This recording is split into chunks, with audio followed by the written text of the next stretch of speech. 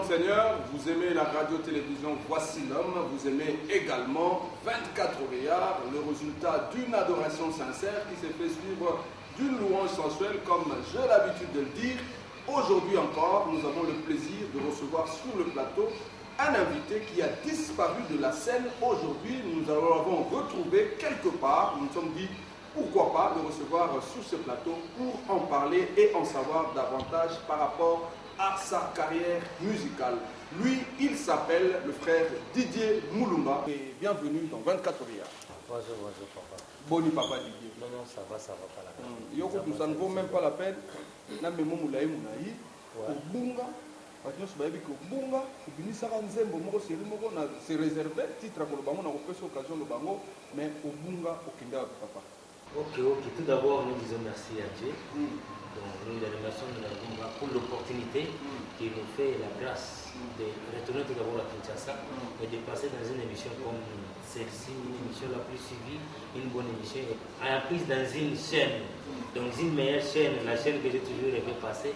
Aujourd'hui, c'est aussi une grâce pour moi de passer dans cette chaîne RTVH. En tout cas, gloire à Dieu, merci à Dieu pour cette opportunité et merci encore de nous avoir apprécié. Donc, par rapport à notre disparition, donc il y a de cela 7 ans que nous sommes absents à la télé. Ce n'est pas dépendamment de notre volonté, c'est indépendamment de notre volonté, parce que nous sommes plus à l'étranger et à l'intérieur du pays. Dieu nous a fait grâce, je pense que Papa Likonji est témoin, il est en train de nous suivre à ce moment-ci. Dieu nous a fait vraiment grâce en dehors de la République et en dehors de la capitale. C'est ça. C'est pour cela que nous étions plus dans des endroits là où les gens... Donc nous sommes plus dans des invitations, vous voyez. Donc c'est dans ce sens-là que tout ça, nous avons été un peu absents dans la capitale, mais la bande je venais, ceux qui n'ont mis un mois, 2 semaines, 1 semaine, et puis je rentre. Donc par la grâce de Dieu, on est là. Bien sûr que nous sommes toujours... nous sommes en train de partir encore. C'est pour cela que on est là, donc des retours sur ça va. Voilà, il y a une question, on est un constat, tout ça là, parce qu'au Bunga, la circulation, on va se retrouver encore pour la première fois Mikolo et on a RTVH, parce qu'on se rend compte que vraiment au Bunga. Alors moi je te connais, alors si d'entrée de jeu, ma première question c'est celle-ci maintenant, est-ce que vous pouvez encore vous présenter au public? Parce que moi, ça c'est vrai, évidemment, oui. Et bien là, donc on va bailler les lots, et puis on a bandimi ya sika quoi. Bandimi ya sika, c'était pour moi on a botami à 7 ans. Donc on a comme un frère Didier Moulumba. Donc donc c'est un peu ça. Donc Didier Moulumba. Voilà. Autre chose, 7 ans après, au disparaître qui dans la scène, on s'appelle parce que Yomoko osent reconnaître la disparition. Voilà. Ouais, ça c'est vrai. 7 ans après. Absent. Voilà. Non, sur scène, c'est un peu grave. Je dis absent ici, à la télé, donc sur le média quinoise. Et ça dit que non, pendant 7 ans, avant de venir à Kisasa, avant de venir province, les bandes beaucoup de pays étrangers, et puis la province, l'Est, on a quoi, pays anglophone, on a des pays, donc ici, il y a des quoi. Donc, c'est un peu ça. Je verrai, donc chaque fois, si je suis dans une mission, après avoir fini une mission, avant nous sommes dans la capitale, comme on a Ozongi Boye, mon salaire me mieux quelque part. Ozongi Boye, je venais à Kinshasa avec un autre programme. Par exemple, je quitte l'Afrique du Sud. Je vais ici avec le programme de Kampala. J'arrive à Kinshasa. Non, je quitte déjà l'Afrique du Sud avec un programme de Kampala. Donc, il y a que nous, je dois aller en Angola, à Kampala là-bas, donc en Ouganda. Donc, aux Zongi, aux a déjà un programme. J'arrive à Kinshasa, au Mega, au Bungamuke, Bana Banini, aux yeux sur avion. Aux Zongi, à Kampala, aux a déjà un pays. Vous comprenez? Aux Zongi, à Kinshasa, au Posta Lata 2 jours. Donc, aux Zongi, aux a un programme qui nous déjà faut qu'il y ait Lubumbashi. Comme aussi, si le Lubumbashi, aux Zongi, à Kinshasa, c'est un programme à Goma. Donc, voilà. Donc, c'est là où Dieu nous a fait donc, plus grâce qu'à Kinshasa. En tout cas, vous étiez toujours entre 2 avions, Maintenant, question si quoi y a matière na biso, et ali bisolo ya mokili oyo mabe. Tika yango mokili oyo mabe, okobandela yango, et puis pourquoi on peut s'appeler mokili oyo mabe? Mokili ba deux non? Merci, papa. Donc je pense que c'est une question qui me revient souvent dans des émissions. Mokili mabe, Totikate Mokili mabe, c'est une chanson qui n'a pas d'époque. Okay. C'est une chanson qui n'a pas d'époque. Comme la parole de Dieu, bien sûr. Parce que c'est la parole. Toutes mes chansons sont des paroles chantées. Voilà. Vous comprenez. Donc c'est la parole chantée dans les cantiques, quoi, ça, dans la chanson. Donc Mokili mabe, c'est une chanson que j'ai composée en 2000. Je me souviens de 2000. Parce que je me suis converti en 1999. Okay. Ouais. Et j'ai chanté Mokili mabe en 2000. J'ai sorti ça pour la toute première fois en 2001 à Lubumbashi. Ça fait donc un succès provincial. À un certain moment, en 2004, je suis venu ici. J'ai sorti l'album en 2008. Dieu a fait grâce et c'est une chanson qui nous a ouvert grandement des portes. Donc je peux dire que partout où je suis en train de partir aujourd'hui, c'est pour cela même dans l'album Ucho Sala, donc on n'est pas encore arrivé là-bas. D'autres Ucho Sala, donc pour ça, il faut remixer sur Zamboana. Bon, j'aimerais terminer avec la question parce que votre question m'avait dévoré. Voilà. Chaque fois, les gens me disent que pourquoi je veux mon Mokili mabe et le lipé zappé na mabete,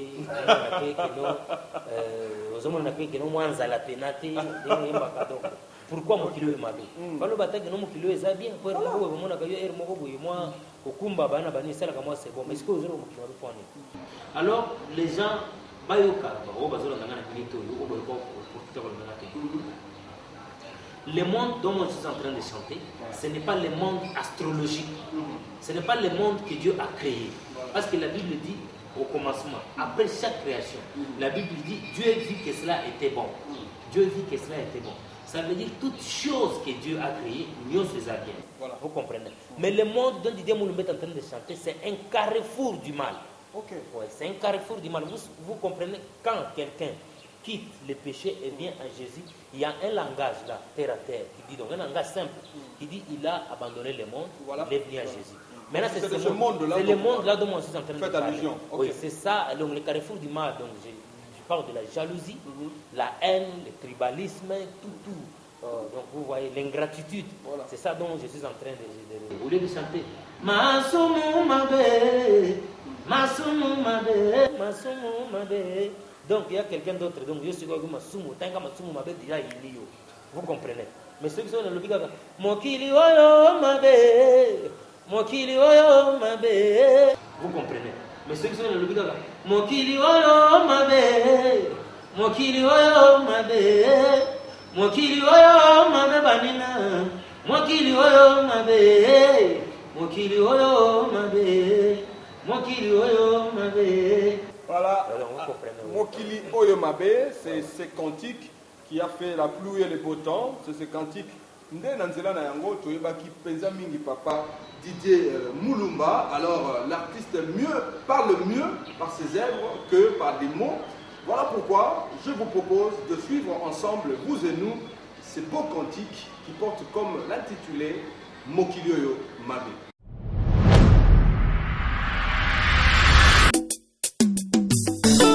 Mokili oyo mabe, Mokili oyo mabe, Mokili oyo mabe baninga, Mokili oyo mabe, Mokili oyo mabe, Mokili oyo mabe, Mokili oyo mabe baninga, Mokili oyo mabe.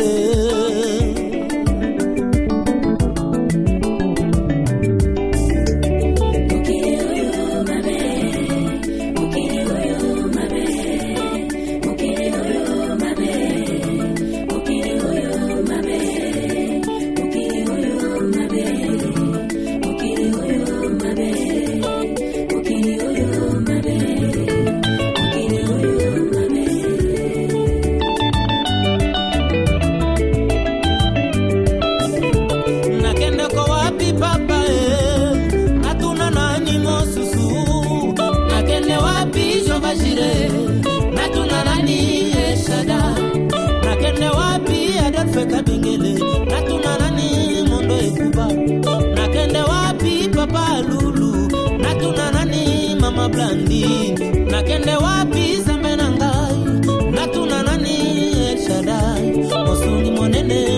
seyo Mosuni monene mbo bele seyo Kimiananga imbo bele seyo Siksa ya solo mbo bele seyo Ipatelanga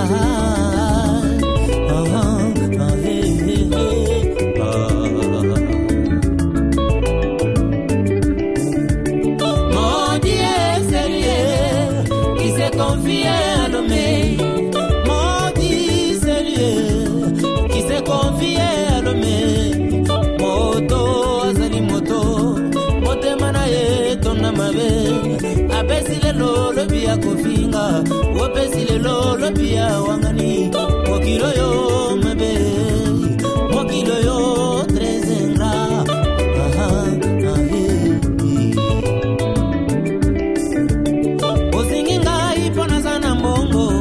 Soki esili lobi bokimi Olingi ngai pona sa jeune fille Soki na boti lobi wokimi Olingi ngai pona sa informé Soki na beli lobi wokimi Omoni elongi olobi mopao Napesi mokongo osilisi nga loposo Omoni elongi chéri je t'aime Napesi mokongo osilisi nga loposo Omoni elongi olobi yonde Napesi mokongo olobi yete Omoni elongi olobi yo kaka Napesi mokongo olobi se atapata Mokili oyo mabe Mokili oyo songo tobo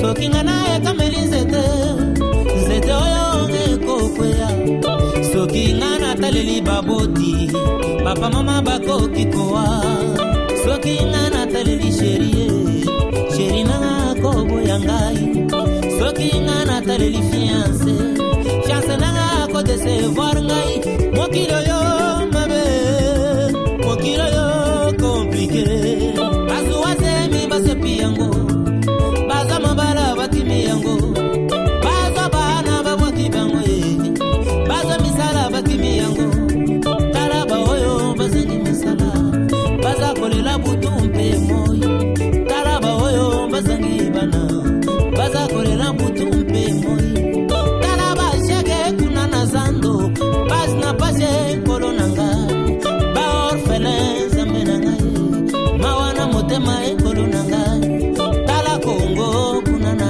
este Baz na pase kolonanga Tokende ko happy papa Totuna nani mosusue Tokende wapi semena lola Torana nani El Shaddai Mosuni monene mbobele seyo Kita osala ezamena ngai Nenge osala na idinya bala Kita osala ekolo Nenge osala na boloko sangasa Kita osala ekolo Batelanga hai Mokili oyo zokandi oyo Mokili oyo zokandi oyo Mbuma eliaki ya Voilà, Mokili Olomabé a fait le plaisir à tous les téléspectateurs qui nous regardent de partout dans le monde. Vous êtes à Kinshasa, vous êtes à Brazzaville et aussi je tiens compte des internautes qui nous regardent au moyen de l'internet. Vous êtes partout dans le monde, voilà pourquoi j'ai parlé ainsi.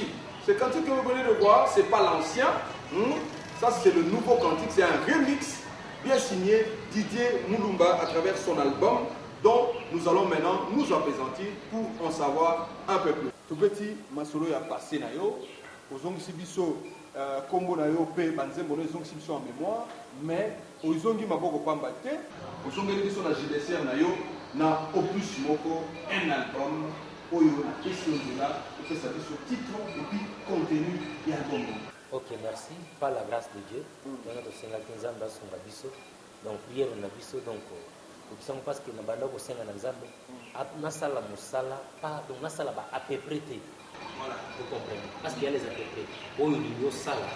Donc, aux autres, on ça, c'est ça même le message de la chanson, le message de l'album. Donc, moi, on a composé. Donc, dans ah, ça c'est le titre phare. Oui, moi, dans le nom de l'album. Le nom de l'album, c'est moi, on a composé. Ok. Donc, normalement, donc, mes chansons, j'ai toujours dit, titre phare et sous-titre. Donc c'est moi dans mon conzi, mon kilo m'avait volé les deux. Le remix. Ouais, le remix. C'est ce que nous venons de voir. Un très beau cantique et une bonne réalisation à clip. On n'a pas fait ça ici, on a fait toujours dans de divers pays. Nous ne sommes pas venus pour ça va tenir notre jamais dans le pays. C'est toujours pour l'honneur et la gloire du Seigneur. Évangile de l'humanité. Bon, l'album comporte combien de titres? Parce que nous aurons l'occasion avec les téléspectateurs, bien qu'il est impossible de détailler toutes les chansons ici, mais nous allons prendre comme ça à la volée quelques cantiques. L'album comporte combien de titres? Parle-nous-en. Ok, l'album comporte 7 titres. Ça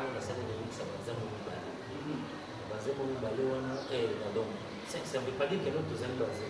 Mais pourquoi pas cette précision là? Parce que j'ai pas eu à faire la promotion à Kinshasa. J'ai sorti l'album une semaine plus tard. Voilà. Dans le monde à Kinshasa. Je me souviens, je pense que Jonathan Mutambala, donc c'était juste après la culture mondiale. C'était Yende Mouti. C'est la coproduction en Zembouana. Je pense que pour la sortie officielle, la personne qui a prié pour moi, c'est Papa Voici-l'homme. Et tant que j'ai prié à l'objet que nous avons abandonné pour la bâtonnière, la prière, nous avons commis Voici-l'homme à l'objet, nous avons prié pour abandonner mon nom, ce qui est Émilie, c'est Lazare, c'est Émilie. Pourquoi c'est rappelé à abandonner l'objet que nous a changé prière. Pour abandonner le pour que nous avons mis ça sur l'Émilie. Il y a l'objet, abandonner pour notre voyage. Je ne comprends pas. Je me souviens, j'ai des images à la maison. Il y a abonné pour un voyage. Pour un voyage, donc je vous dis une semaine plus tard, parce que nous avons quand les deux chaînes à l'époque, la deuxième chaîne RTVH, voyage et bandana qui n'a donc Tibélo, donc j'apprends donc c'est un peu ça. Donc c'est ce qui a fait que nous tout ça là toujours c'est pour que bah les messages ils en donc ils en porté dans tous les sens pour que voilà. À part ça, pour ça le moi dans mon projet, vous allez pour la chanson phare, vous savez Jésus tient bon, vous savez jalousie, vous savez Adonai, vous savez Yahweh One. Voilà, je prends un titre au hasard. Bon, tout me rappelle que ni les en a quatre mains. Particularité, il y a titre Oyo, Yom Tourpé Sabiso, mais on fait ce qu'on a dit.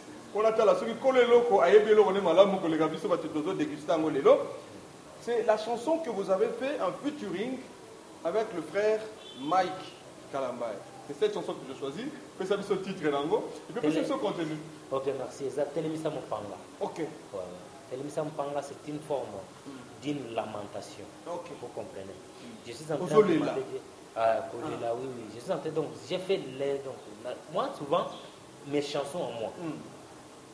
Dieu m'inspire au travers les faits sociaux. Vous comprenez. Et puis nous avons quand les au lieu de chanter que tel non nous avons la tia ngai.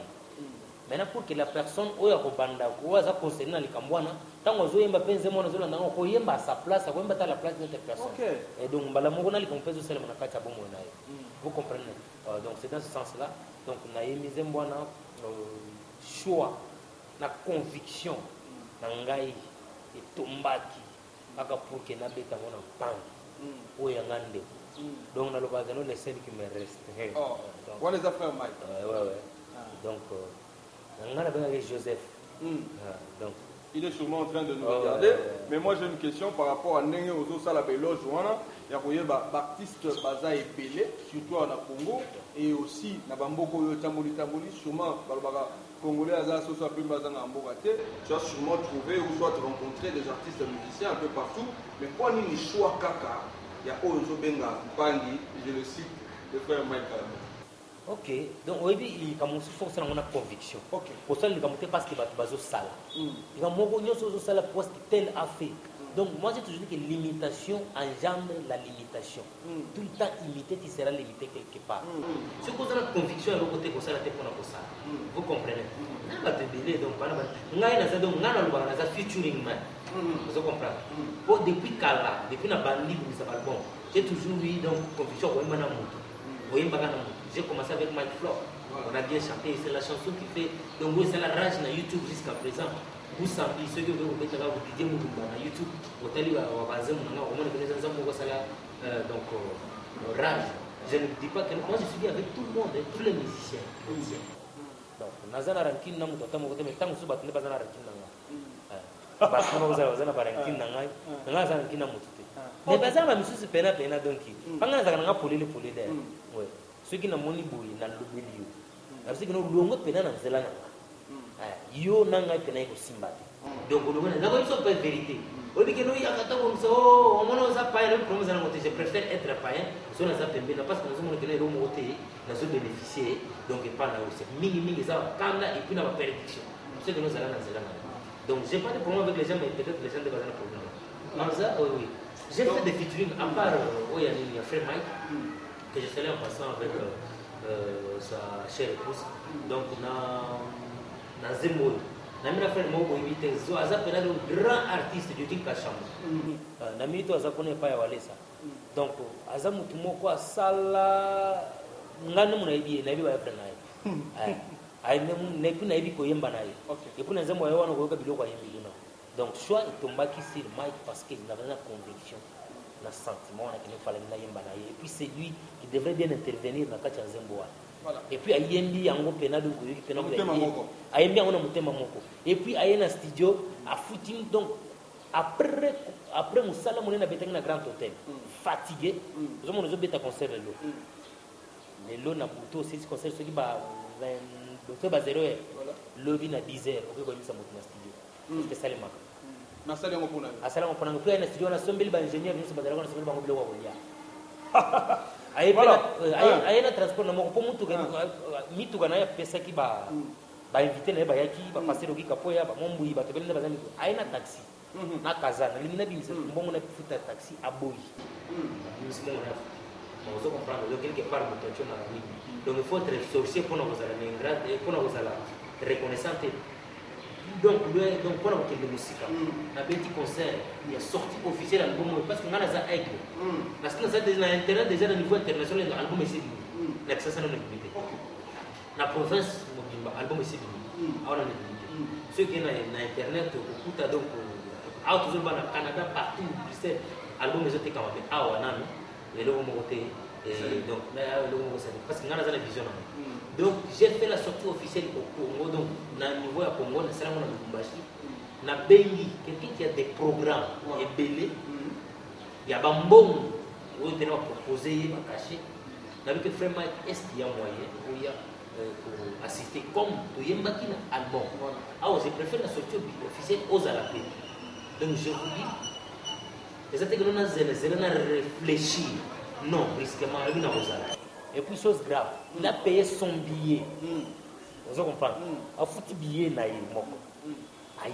Vous êtes tant que vous m'avez dit que ça coulé là. Attends, vous avez dit que nous allons bailler vous n'avez. Na ceux qui nous allons gâter, nous allons pas battre. Voilà, nous avons beaucoup parlé. Ton bonté, ma mérite y artiste Oyo. Nanzela paye à émission 24 OVA. Nous saluons le frère Mike Kalambay. Nous connaissons déjà les savoir-faire de cet artiste. On a dit tout ça parce que yo muto tumbolingai. Il y a d'autres fleurs, oui, il y a d'autres fleurs, il faut les jeter à quelqu'un lorsqu'il est encore vivant. Voilà. Donc, tout ça c'est pas seulement tout ça bien, tout le monde. Non. Voilà, ça fait sourire, mais ça fait aussi la joie. Nous connaissons les savoir-faire de cet artiste Mike Kalambay. Nous avons vu également et nous connaissons les savoir-faire de cet artiste que nous avons reçu aujourd'hui sur ce plateau. Il s'appelle le frère Didier Moulumba. Alors, frère Mike Kalambay avec Didier Moulumba, tous ensemble, nous allons regarder et regardez ce que ça donne, ce mélange-là. On regarde.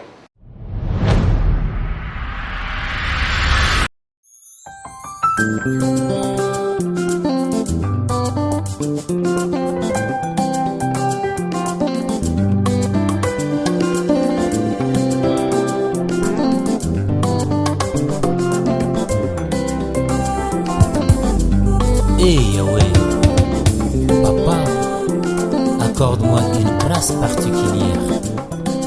Nagangi yokola Bartime, mwana na Dawidi yokela ngai mawa.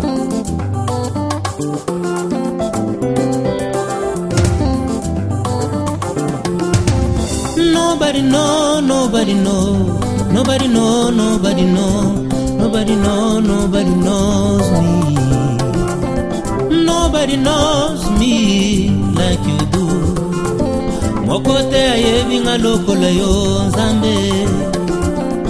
Pasi na nga yonde oyebi. Oyo nazo yoka yonde oyebye. Oyo nazo kanisa yonde oyebi. Ituma na nga yonde oyebi. Oyo nazo mona na oyo na monite. Mokili emoni kaka libanda. Yokelanga imawa, yokelanga imawa. Telemisa mupanga, telemisa mupanga. Yokelanga imawa, sarelanga ingolu. Telemisa mupanga, telemisa mupanga. Papa nyonso ya mabena, telemisa mupanga. Vanise liloba na yo katinanga, telemisa mupanga.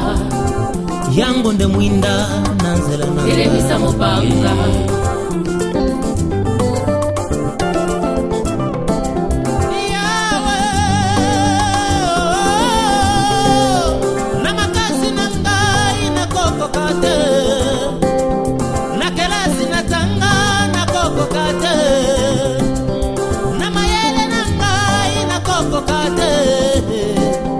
Botutu elati zoto nangai.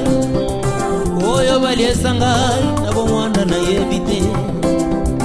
Bakte bakoko basinya mulumba na yebite. Nakomi lokola na maneo. Oh mokonja mampinga.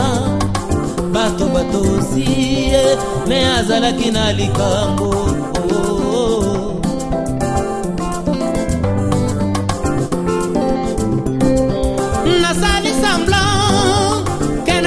Bonga menazana likambo voici le mehe.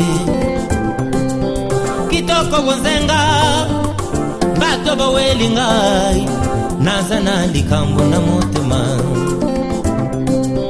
Nalati kitoko bato balulingai.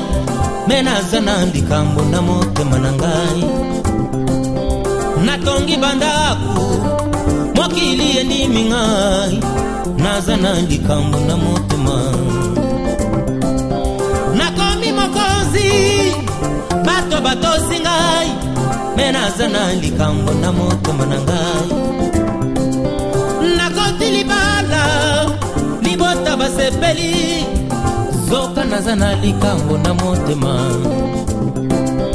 Ngana ina poto kukanisa na longi. Zoka nazana singa kabundi walesa. Na meli masanga kwete na bosana e. Longo la njube oyo. Oyo e umeli. Utabo mwana. Nabo moinanga inazomo na pasi. Yokelanga imawa. Salelanga ingolu. Telemisa mopanga. Telemisa mopanga. Telemisa mopanga shilo. Telemisa mopanga. Papa telemisa mopanga telemisa mopanga. Ah papa nyoso ya mabena bomoina ngayo. Aha yango ndi mwinda nanzela nangai. Oh, oh. Ah Yesu. Ah mobimba nanga Yesu nanga nazana posayo. Ata mono kwa kokiulo bate kasi motema ye agangi.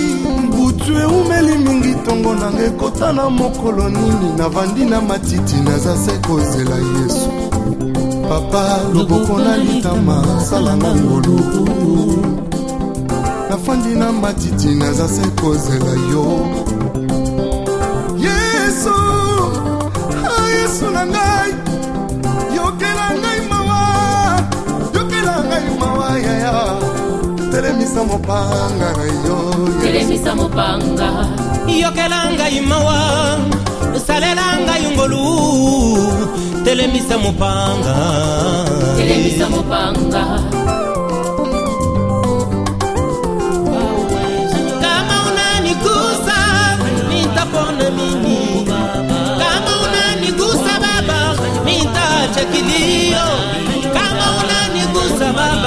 mitapata salama. Minaomba neema yako Baba, shusha neema. Minaomba neema yako Baba, shusha neema. Minaomba neema yako Baba, shusha neema. Minaomba neema yako Baba, shusha neema. Shusha neema, shusha neema, shusha neema, shusha neema.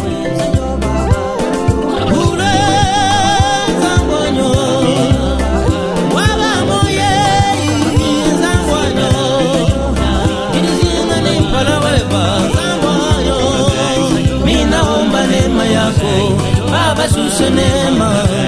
Minaomba neema yako Baba. Voilà, vous avez sûrement été surpris par ces deux artistes qui ont fait un front commun contre le diable, s'unir, bounder ce monde en ténèbres et résultat, les abongos palpables. Voilà, lui c'est le frère Didier Moulumba, toujours pour continuer, toujours que Solanaye, ça c'est un des cantiques que nous avons tiré. Et allez vous montrer Missa Mopanga, Bolandi Ango, Peboyoki, contenu, il y a Nzembo Oyo. Alors, nous allons prendre encore un autre cantique que nous choisissons comme ça. Je vais vous expliquer tout ce qu'il y a, pourquoi, et puis contenu. Tous Nzembo Moko, titre Nango peut est intéressant à Makasi. Eza bongo Yahweh Wani. Alors, question à d'autres dans Yahweh Wani. Yesu aza biso nyonso. Akufela biso nyonso na ekulusu. Pourquoi ne pas dire Yahweh Wetu? Vous dites Yahweh Wani. Kaboli biso na Yesu na biso moko. Ok, merci. Nabanzi mutu na mutu aibi mopanzi ni oyo alala kana nzambe na yo. Ok. Tu sais que si tu as Dieu, yo moko koyeba keno na zana nzambe. Voilà. Soko zana nzambe te yo moko yebi ke ndenge na telemiao ata nazo te ata nazo yemba Yesu azati ata nazo sala o na telemi na za protocole na sala yo moko za conscient ke ndenge na vandi boye Yesu azati na telemi na ngakela donc oko sa bakino mais conscience na nzambe oko sa te. Tu ne peux pas donc tu peux mentir tout le monde. Voilà. Tu ne peux pas mentir la conscience et le temps. Non, voilà. Le temps. Le temps maintenant. Okay. Vous comprenez? Le temps d'un temps. Parce que nous donnons le temps au temps. Ça veut dire que ce temps, on n'a pas trop compris. Ouais. Donc, Zambé, on peut s'arrêter. Yo, on s'arrête quand on dit que non. La télémie. Il y a des fois au télémie, on s'y micro, le dit on va bien que non, il y a Jésus maintenant. Mais télémie, quand on a yé, Nzambe na mawa na compassion boko bete pe bato ba sepeli ba bindi ba peso ngongo boko te ya pe bato sepeli ba bonzi ba la ba na ba ni consciemment ebi kana ni banda. Ça c'est une précision. Ouais. C'est pour cela nous ba Yahweh Wani. Donc c'est juste une louange que je suis en train de rendre à mon Dieu. Donc dans ma langue maternelle ata Yesu pe azaka na tribu na ya zalaka juif. On appelle ça ma langue maternelle parce que c'est la langue que je maîtrise. Je parle cette langue.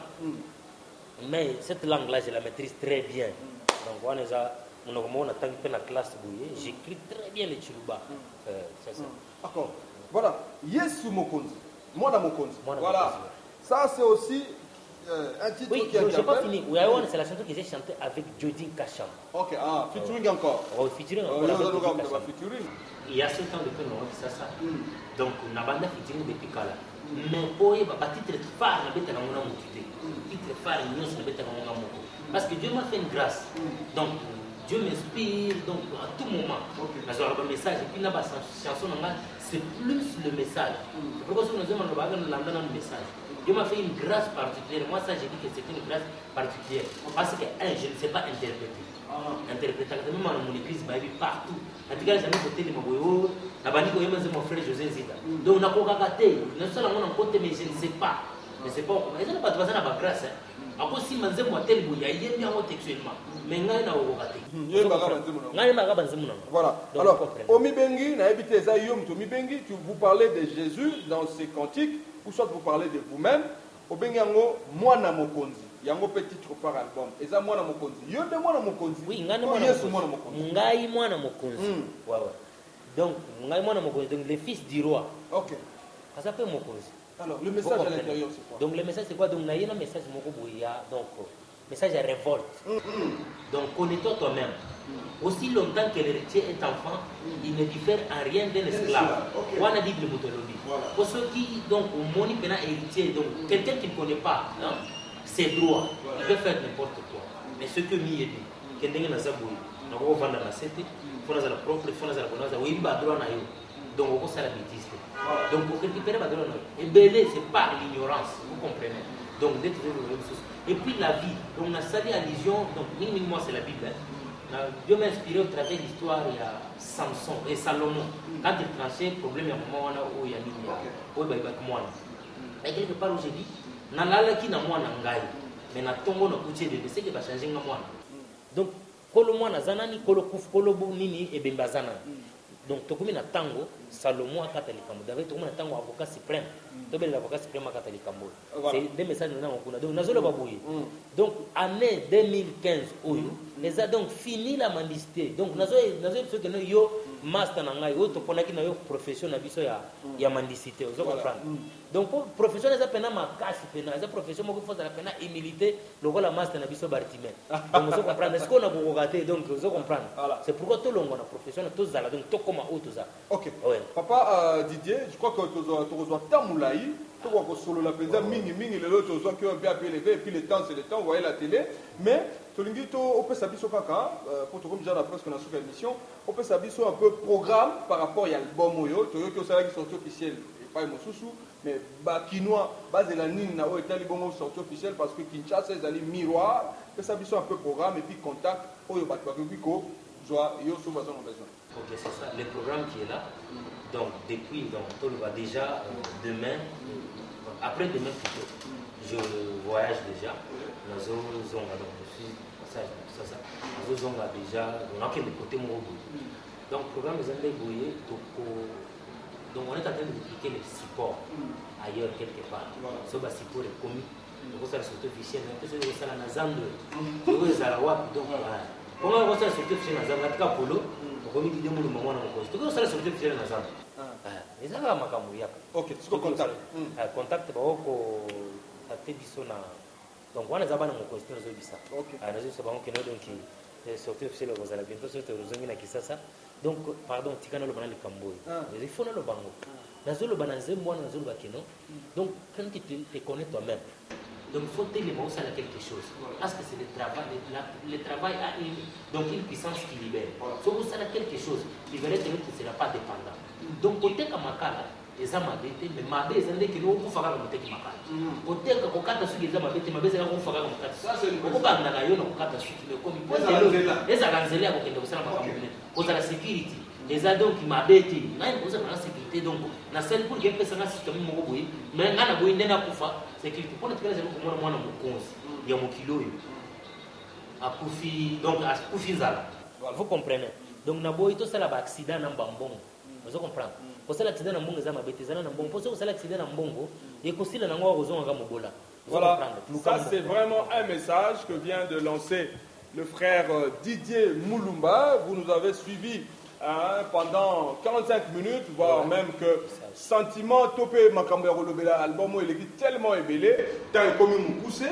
J'ai eu le plaisir de vous présenter cette émission. Je crois que nous allons encore inviter frère Didier dans la prochaine émission. Encore un dernier moment, ma salutation, comme ça on va se séparer. Ok, la paix tout d'abord, merci Nayo. Je vous en prie. Bradley, en tout cas, on a le fort, les 4 VA. Et puis on a le lot depuis Kala. Donc, en tout cas, merci pour notre émission. La paix, merci pour Papa Lukonzi. On a surprise, mon nom est Bombela Dinga. Donc, on est là qui c'est. Comment vous sommes en train de dire? On a battu nos collègues dans l'émission. Donc, on a cette ce qui est important, c'est le message. C'est le message, oui. Voilà. Donc, c'est ça. L'équipe, le message, donc, caméraman, en tout cas, je vous aime bien, vous êtes vraiment accueillants. Vous êtes RTVH Mobimba, donc, Papa Vassilom, donc, je salue mon apôtre, donc mon pasteur, le représentant, Christophe Nyanga, l'église Mobimba, l'église Meka, la ligne donc, parce que vous ne pouvez pas donc, l'église corps du Christ, donc c'est ça.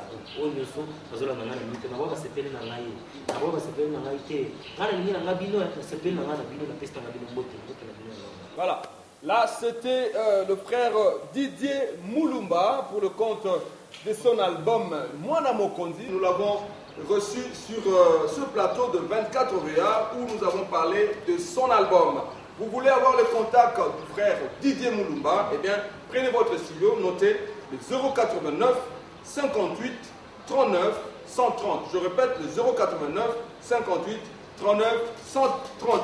Voilà, ça a été le plaisir pour moi de vous présenter cette émission. 24 février prochain, attendez, même chaîne, même heure. Je remercie toute la grande équipe. J'ai l'habitude de dire, derrière une grande émission, il y a une grande équipe technique qui a été coordonnée par Tonton Guiongo. Merci. Merci à Israël et à Miguel Congolo, sans oublier la participation, soit l'assistance de Christian Béa, le coach, c'est comme ça qu'on l'appelle, et aussi, je n'oublierai pas, Aristote Kavasala. Quant à moi, je vous dis merci, que Dieu vous bénisse. On se retrouve à la semaine prochaine, même chaîne, même heure.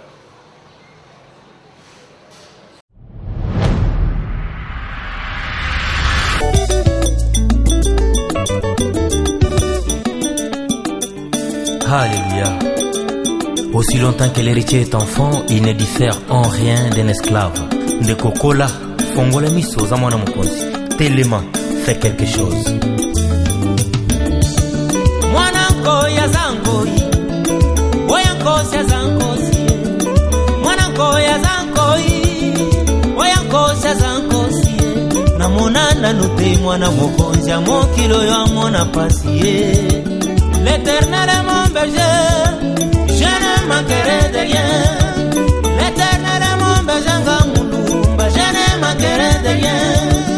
Que mi tomba gauche, mi la droite, je ne tomberai jamais. Oyo yanga se yanga, nama bongisi ya mokonzi. Atako nazame fiboshete nazamo sangoli. Atako diplome shomene ndakunazali yerite. Atako nateka kama kala nazali erite.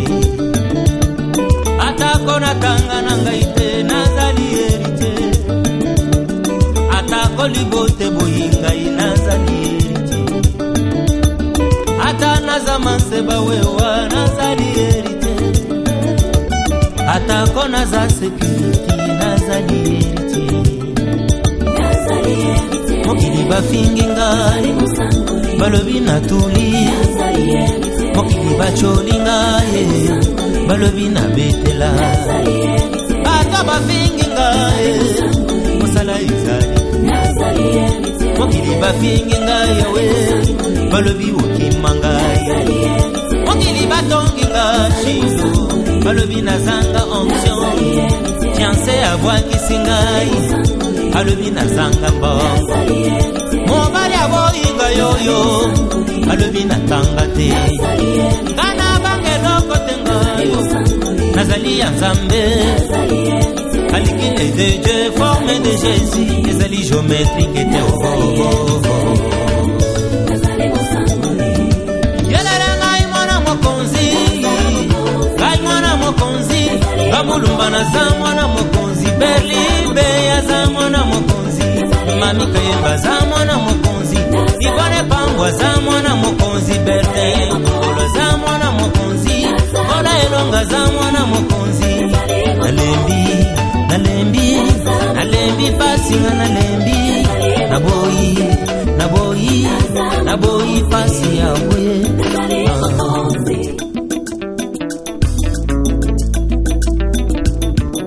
Pasinga na boy yelelema, pasinga na boy. Ha minyoko ngai na boy, pasinga na boy. Kilo katere ngai na lembi, pasinga na boy. Ha seli banga na lembi.